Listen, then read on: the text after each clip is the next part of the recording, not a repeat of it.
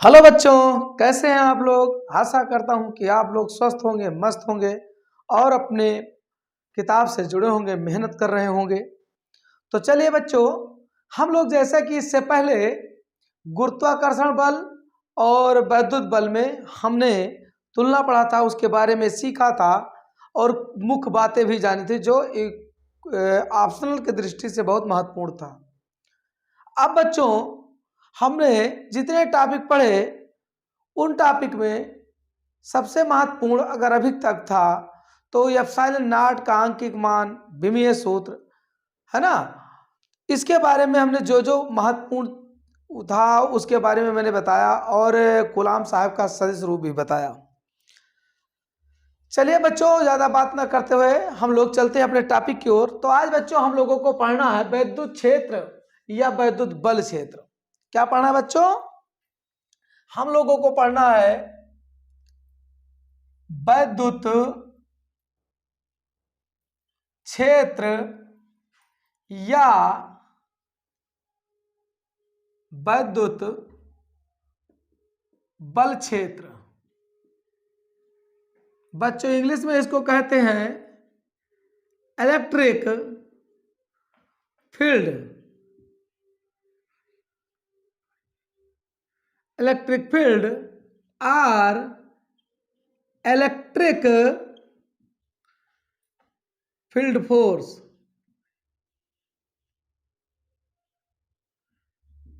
चलिए बच्चों, जैसे कि आप लोग समझ लीजिए, बहुत महत्वपूर्ण टॉपिक है। हमने हेडिंग डाला वैद्युत क्षेत्र या वैद्युत बल क्षेत्र। तो वैद्युत क्षेत्र क्या है बच्चों या वैद्युत बल क्षेत्र क्या है? देखिए, जैसे किसी कोई बिंदु है, ध्यान दीजिए, यहां पर मान लो कोई बिंदु है और एक मान लो कोई क्षेत्र है, चुंबक क्षेत्र हो सकता है, विद्युत। अगर उसका प्रभाव जहां तक पड़े बच्चों, चारों ओर जहां तक इसका प्रभाव पड़े, वही हमारा वैद्युत क्षेत्र या वैद्युत बल क्षेत्र कहलाता है। कहने का मतलब कि वैद्युत क्षेत्र जो होता है उसकी एक जो वैद्युत होता है या चुंबकीय क्षेत्र होता है उसका एक एरिया होता है। क्षेत्र मतलब एरिया ही, कहां तक वो अपना प्रभाव डाल सकता है, ठीक है ना।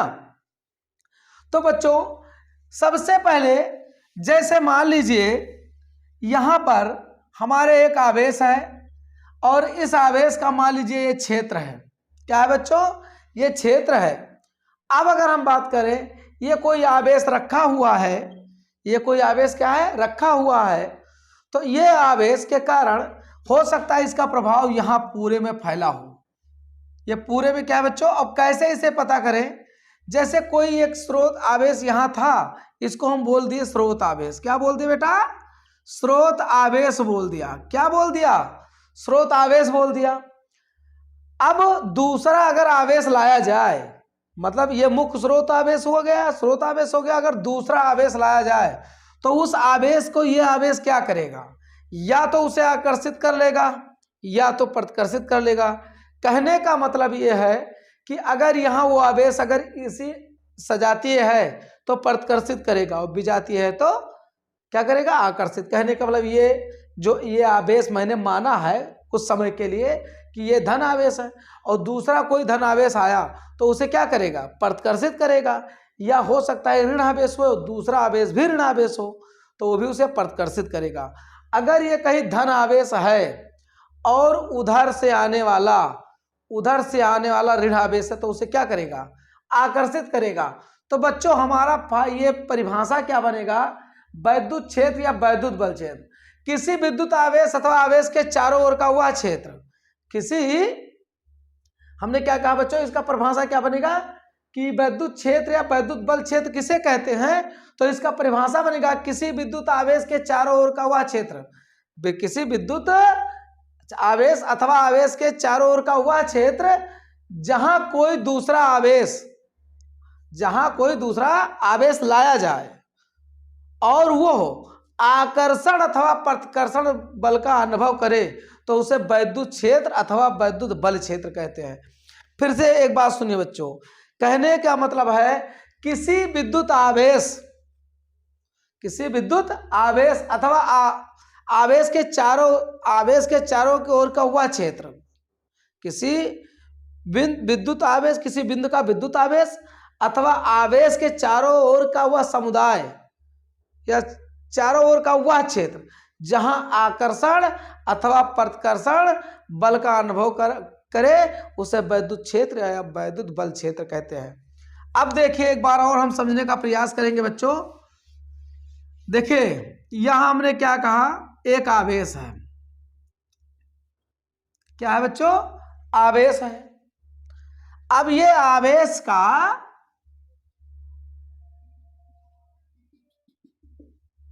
आवेश का चारों ओर का क्षेत्र है बेटा। यहां पर क्या रखा है? आवेश रखा हुआ है। क्या रखा है? आवेश। हमने क्या कहा, किसी विद्युत आवेश अथवा किसी विद्युत आवेश, मान लो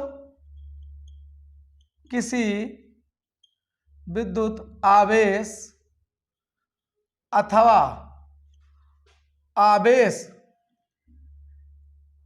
के चारों ओर का वह क्षेत्र, चारों ओर का वह क्षेत्र, चारों ओर का वह क्षेत्र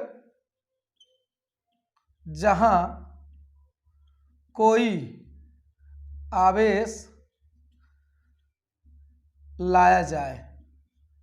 देखिए बच्चों, मैंने क्या कहा, ध्यान से सुनिए कि किसी विद्युत आवेश अथवा आवेश के चारों ओर, किसी विद्युत आवेश अथवा आवेश के चारों ओर का वह क्षेत्र जहां कोई दूसरा आवेश, जहां कोई दूसरा आवेश लाया जाए, जहां कोई दूसरा आवेश लाया जाए और वो आकर्षण अथवा प्रतिकर्षण बल का अनुभव करे, आकर्षण अथवा प्रतिकर्षण बल का अनुभव करे तो उसे वैद्युत क्षेत्र अथवा वैद्युत बल क्षेत्र कहते हैं। किसी विद्युत आवेश अथवा आवेश के चारों ओर का वह क्षेत्रफल जहां कोई दूसरा क्षेत्रफल लाया जाए, जहां दूसरा कोई आवेश लाया जाए और वो आकर्षण अथवा प्रतिकर्षण बल का अनुभव करे तो उसे हम क्या कहते हैं? वैद्युत क्षेत्र या वैद्युत बल क्षेत्र। तो बच्चों ये क्या हमने कहा, किसी बिंदु आवेश का अथवा आवेश के चारों ओर का वह समुदाय क्षेत्र जहां कोई दूसरा आवेश लाया जाए तो उसे वैद्युत क्षेत्र या वैद्युत बल क्षेत्र कहते हैं। तो देखिए बच्चों, लिख दे हम जरा, चलिए हमने क्या कहा, किसी विद्युत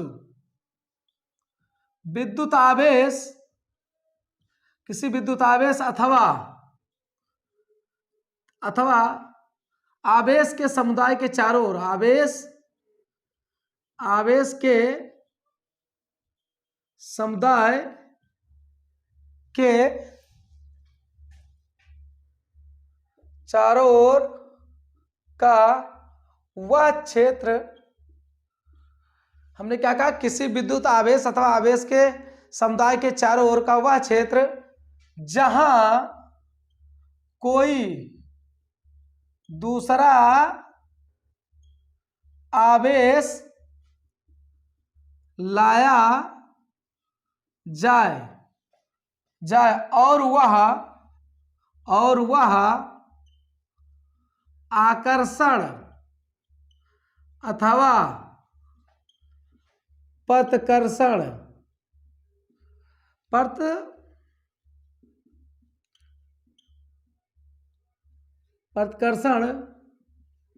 बल का, आकर्षण अथवा प्रतिकर्षण बल का अनुभव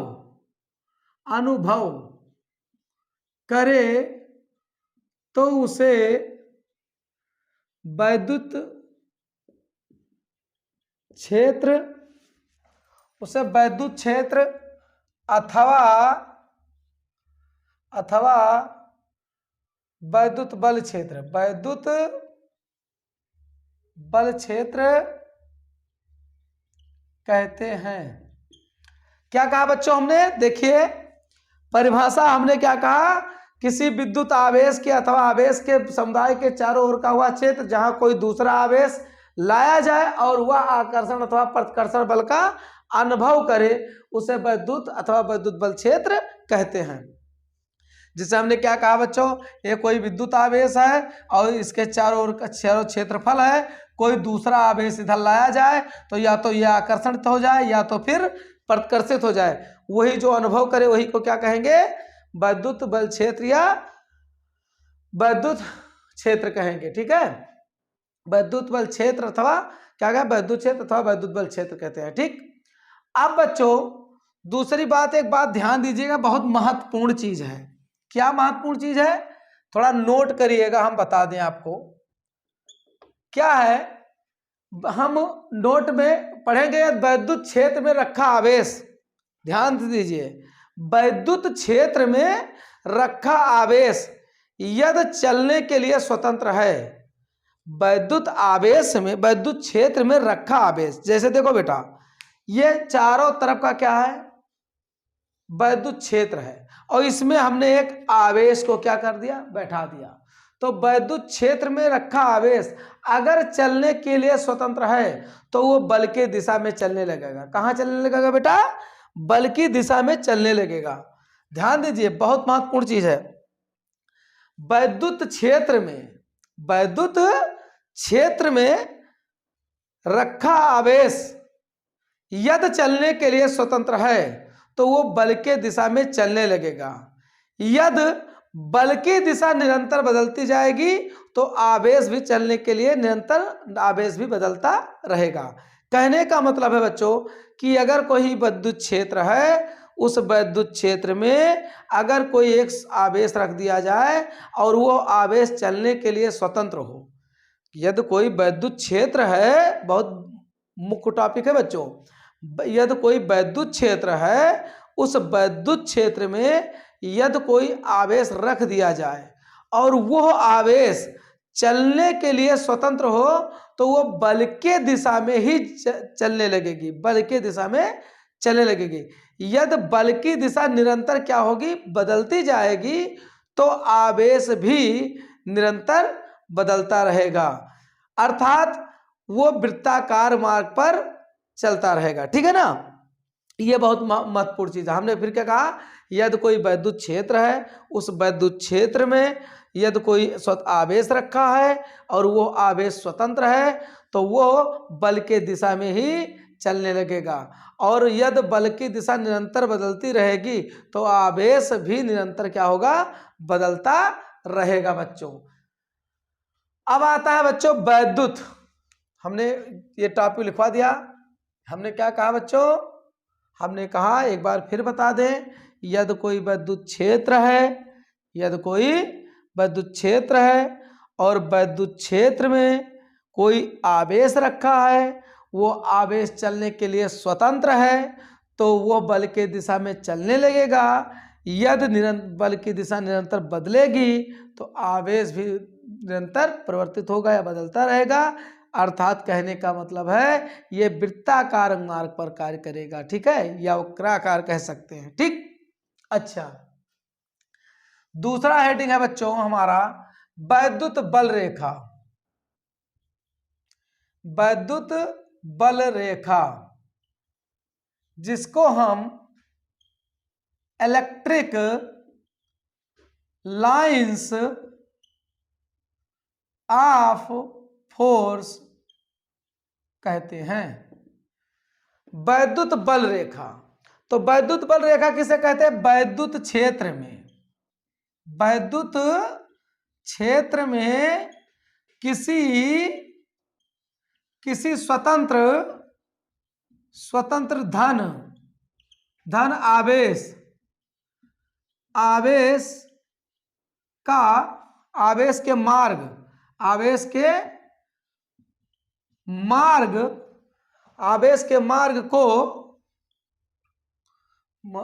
के मार्ग को वैद्युत बल रेखा कहते हैं। देखिए बच्चों, वैद्युत बल रेखा कभी कभी पूछ लेता है कि वैद्युत बल रेखा किसे कहते हैं, वैद्युत बल रेखा किसे कहते हैं। तो कहना वैद्युत क्षेत्र में किसी स्वतंत्र धन आवेश के मार्ग पर, वैद्युत क्षेत्र में किसी स्वतंत्र धन आवेश के मार्ग को वैद्युत बल रेखा कहते हैं। बस छोटा सा आंसर है इसका।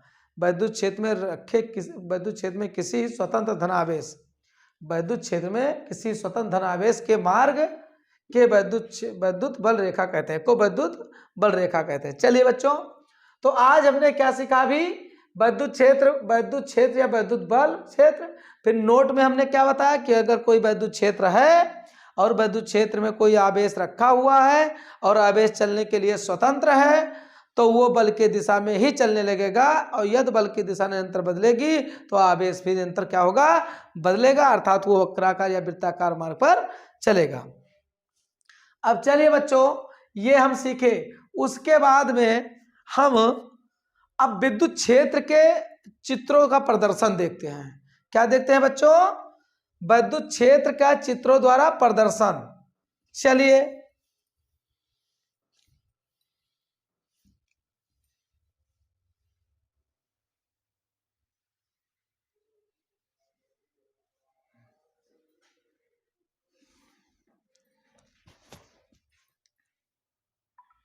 चलो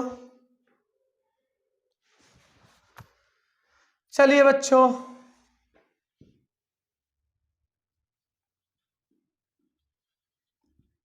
वैद्युत क्षेत्र का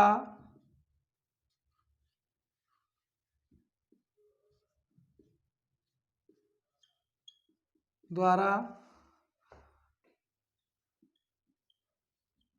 प्रदर्शन।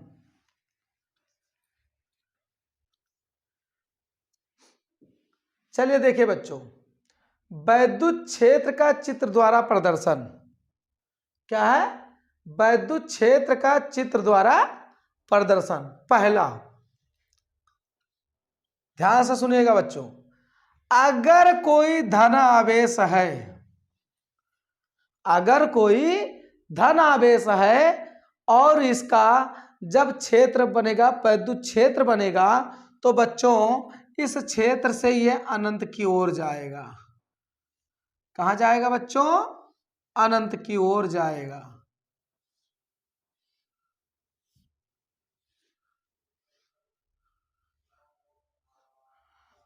ये कहां जा रहा है बच्चों? अनंत की ओर जा रहा है। कहां जा रहा है? अनंत की ओर जा रहा है।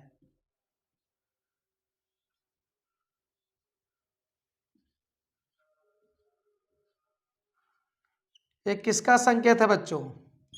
ये धनावेश है। ये क्या है? धन आवेश कहां से शुरू करेगा? यहां सिरे से या अनंत की ओर जा रहा है। दूसरा बच्चों, मान ये ऋणावेश है। क्या है बच्चों? अब ऋणावेश में क्या होता है? अनंत से और ऋण की ओर आता है। ये अनंत धन से कहां जाता है? अनंत की ओर। धनावेश में बच्चों कहां? धनावेश। और ये क्या है बच्चों? ऋणावेश। अब जरा देखिए, धनावेश में क्या है? धन से अनंत की ओर जा रहा है। ऋणावेश में क्या होगा बच्चों? ये अनंत से ऋण की ओर आएगा। क्या करेगा बच्चों? ऋण की ओर आएगा।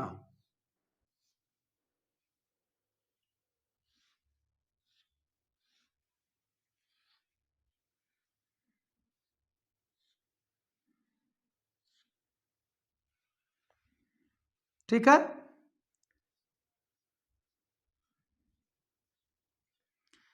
ऋणावेश में क्या होगा बच्चों? ये होगा, ये अनंत से ऋण आवेश की ओर आएगा। समझ रहे हो मेरी बात ना? ये जो धनावेश होगा, अगर एक ही आवेश की बात, केवल धन आवेश की अगर बात की जाए, तो ये धन आवेश से कहां जाएगा? अनंत की ओर। केवल ऋण आवेश की अगर बात की जाए तो अनंत से कहां आएगा? ऋण की ओर। ठीक है? यहां क्या होगा? धन से अनंत की ओर। धन से अनंत, अनंत की ओर। वैसे समझ गए होंगे लिखने से क्या फायदा है। अगर केवल धनावेश है, एक स्रोत केवल धनावेश है, तो ये क्या होगा, धनावेश से अनंत की ओर होगा। अगर केवल ऋणावेश है तो ये अनंत से किस ओर आएगा, ऋणावेश की ओर आएगा। ये दो चित्र हो गया बच्चों। अब तीसरा देखें हम, तीसरा देखें, अगर बच्चों दो धनावेश आपस में हैं तो हम लोग जानते हैं कि जब दो धनावेश होंगे तो एक दूसरे को प्रतिकर्षित करेंगे। अब पता चला बच्चों, ये इसको प्रतिकर्षित कर रहा है, ये इसको प्रतिकर्षित कर रहा है। इसको हमने ये मान लिया और इसको हमने बी मान लिया। अब ये बच्चों क्या करेगा, ये इसको प्रतिकर्षित करेगा। क्या करेगा, प्रतिकर्षित करेगा।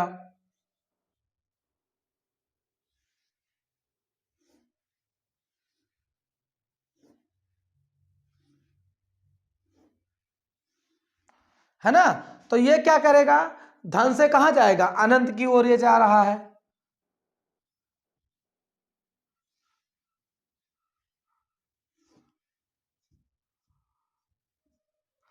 ये भी वही काम करेगा।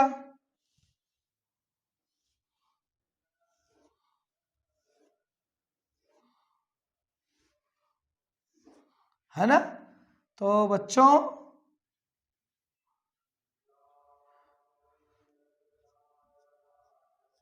देखिए, यहां धन आवेश धन आवेश, क्या करें, दो आवेश पास में, तीसरा फिगर है बच्चों। अगर धन आवेश अगर पास में आए तो इस प्रकार का फिगर बनेगा। एग्जाम में ऐसे चित्र देकर पूछ लेता है बच्चों, ठीक है। तो ये धन आवेश के लिए हो गया। दूसरा देखिए, तीसरा बच्चा, चौथा देखिए, यहां पर क्या है, ऋणावेश है। हमने क्या कहा,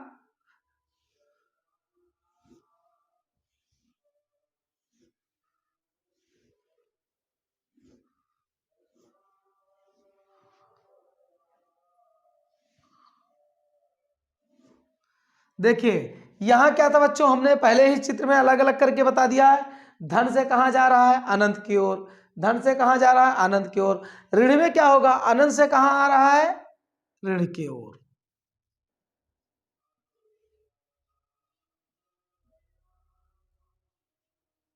ऐसे ये भी होगा बच्चों।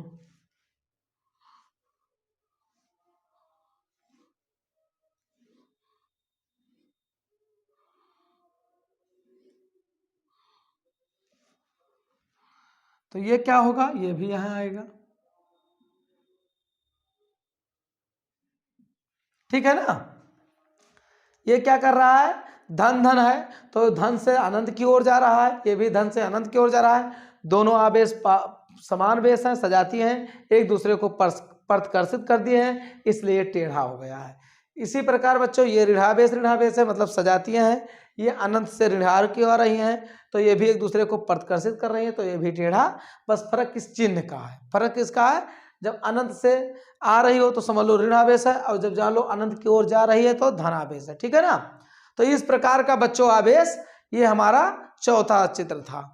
अब देखिए बच्चों, अगला हमारा होगा, ये हमने वैद्युत क्षेत्र का चित्र द्वारा प्रदर्शन लिखा है। चार चित्र हो चुके बच्चों और ये बहुत महत्वपूर्ण है। चलिए अगला देखते हैं बच्चों, चार हो चुका, पांचवा देखते हैं। पांचवा ये है बच्चों, ये प्लस है, ये प्लस है, और ये क्या है बच्चों, माइनस है। अब बताइए, यहां एक प्लस है, एक बार विपरीत आवेश हो गए, तो सब लोग जानते हैं कि ये क्या करता है, प्लस माइनस से किसकी ओर, प्लस की ओर। माइनस से किसकी ओर, प्लस की ओर, है ना। अगर हम यहाँ माइनस कह दें और यहाँ पर क्या कर दें बच्चों, प्लस कर दें, तो माइनस किससे किसकी ओर बच्चों शुरू करें, तो हमारा शुरू करें कहानी, तो ये हमारा शुरू होगा ऐसे, ऐसे, ऐसे।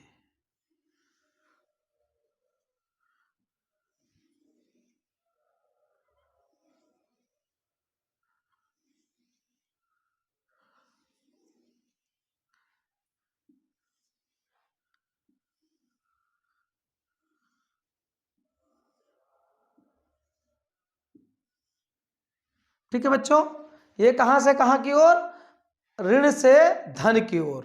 कहां से शुरू होगा, कहां से शुरू होगा बच्चों, ऋण से धन की ओर होगा, है ना। तो अब क्या करें, इस प्रकार ऐसे कर सकते हैं इसको हम,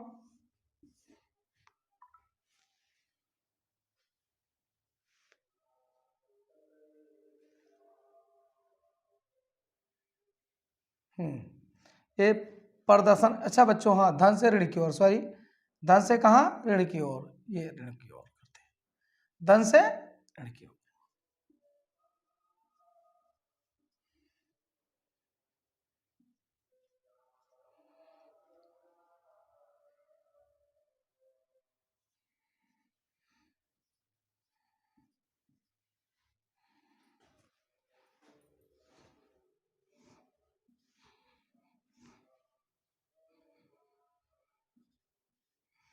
ठीक है बच्चों, अब जरा ध्यान दीजिए, अभी मैंने पहला चित्र क्या पढ़ा, परस के बारे में पढ़ा, और हमने कहा ये धन से कहाँ जाता है, अनंत की ओर।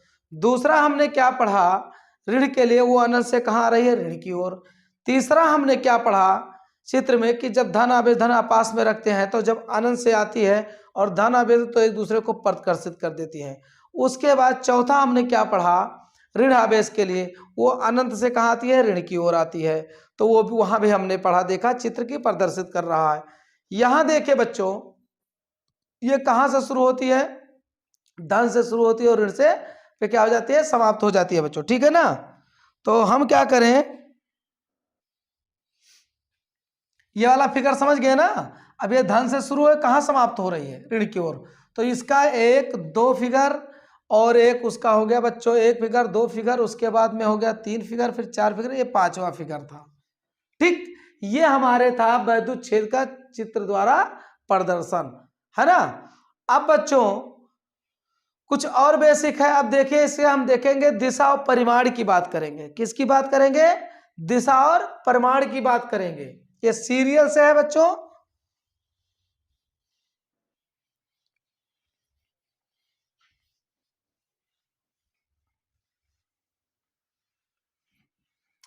अब देखिए,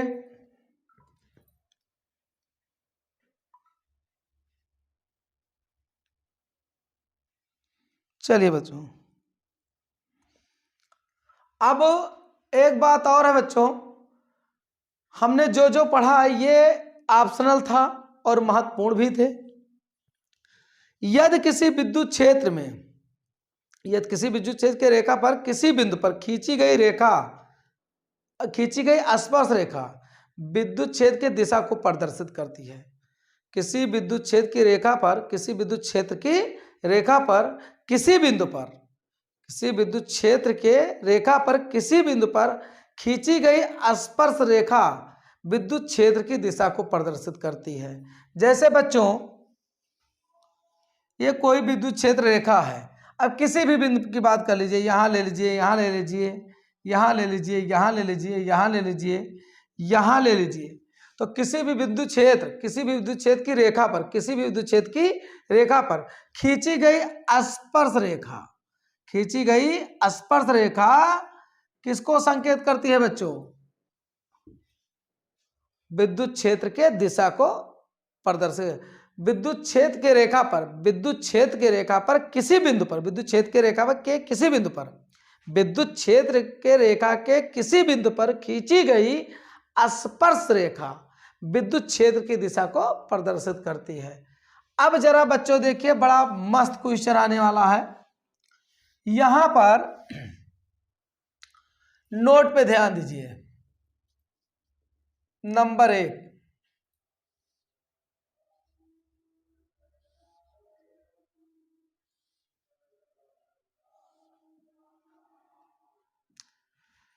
यहां लिखेंगे बच्चों परिमाण, यहां लिखेंगे चित्र, यहां लिखेंगे परिमाण, यहां लिखेंगे दिशा। ध्यान दीजिए बच्चों, अगर ये जो क्षेत्र रेखा है, विद्युत क्षेत्र की जो रेखा है, अगर इनके बीच की दूरी क्या हो, मान लो 2 यहाँ 2 सेंटीमीटर, यहाँ भी 2 सेंटीमीटर, इनके बीच की दूरी क्या हो, समान हो।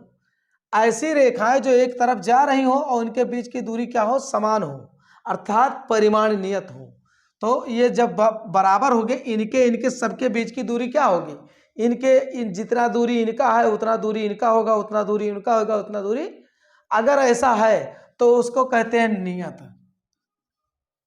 क्या कहते हैं बच्चों, परिमाण क्या है, नियत। और इस दिशा में जा रही है इसलिए इसका दिशा भी क्या है बच्चों, नियत है। ठीक, दूसरा चित्र देखिए, अगर इस प्रकार का चित्र है बच्चों,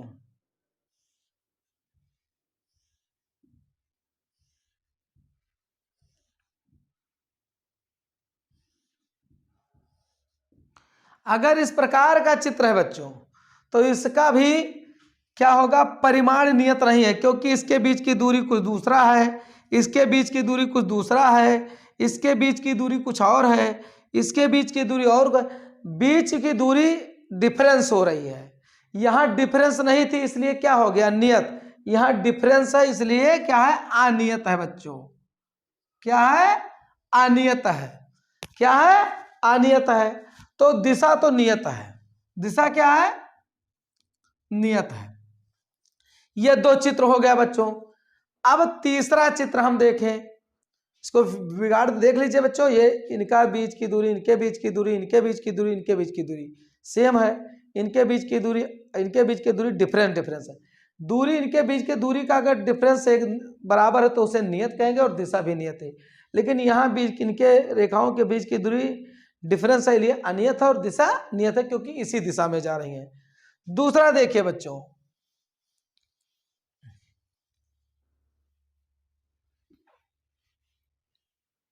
दूसरा देखिए, दूसरा है, हम मान लें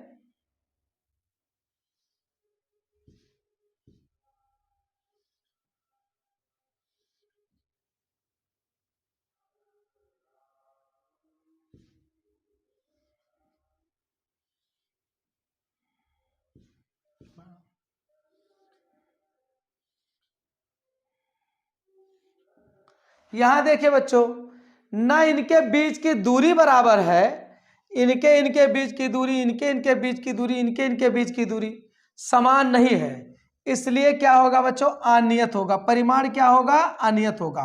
और दिशा भी नहीं क्लियर है, एक इधर जा रहा है, एक उधर जा रहा है, एक इधर जा रहा है, एक इधर जा रहा है, तो इसका परिमाण भी अनियत है और दिशा भी क्या है बच्चों, अनियत है। ये हमारा था तीसरा फिगर, ये हमारा क्या था बच्चों, तीसरा फिगर। ठीक है ना। अब आगे बढ़े, चौथा देखिए बच्चों, अगर इस प्रकार है,